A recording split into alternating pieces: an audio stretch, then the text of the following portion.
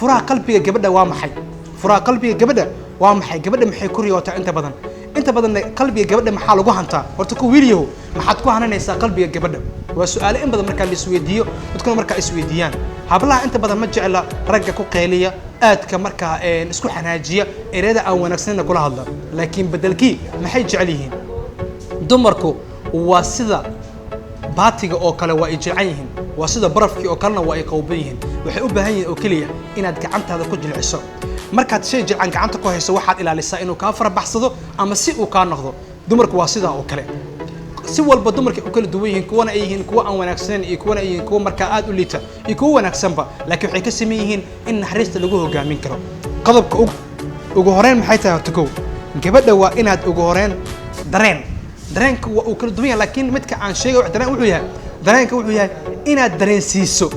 jacaylka aad u qabto naxariis koolkoolin agtada maxay ka tahay tukow su'aal isweydiiyo calaam su'aal waxay tahay gabadha agtada maxay ka tahay markaad dareensiiso inaad agteeda ka tahay boqorada nolosha oo aad dareensiiso naxariis iyo koolkoolin waxay helaysaa in qalbigeeda ay kuu furto waa furaha koowaad furaha labaad maxay tahay inaad siiso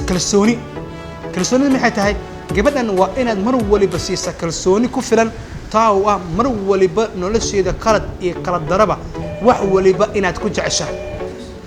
cilad walba ay qabto dhibaato walba ay qabto murug kasta nolosheeda ku soo wajahda inaad ku jeceshahay kalsooni markaa siiso furaha qayb ayay ka tahay qalbigeeda aad ku furanayso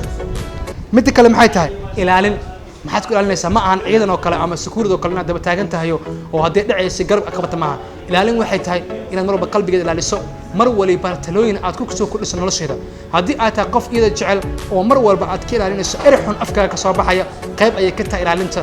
qalbigeedana furaha waa ku suranaysaa waad ku furanaysaa qodobka xiga kalgacayl noloshu waxay ka soo bilaabataa kalgacayl hooyada waxay ku siisaa kalgacayl walaalka wuxuu ku siiyaa kalgacayl saaxiibka wuxuu ku siiyaa kalgacayl bini'aadanimadu waa kalgacayl jacaylkuna waa kalgacayl asalkiisa kalgacaylku waa jacaylka bilowgiisa kalgacayl maxay tahay marka qofka mar waliba inaad u nugushahay haddii qofka uu farxsan yahay adiguna inaad farxayso ifan adoo caadi iska ah saaxiibka ama saaxiibada oo farxsan aragto waa inaad farxdaa haddii saaxiibka ama saaxiibada ay murugsan tahay waa inaad murugtaa taas alla marka kalgacayl badan inaad siiso si marka qalbigeeda aad u noqoto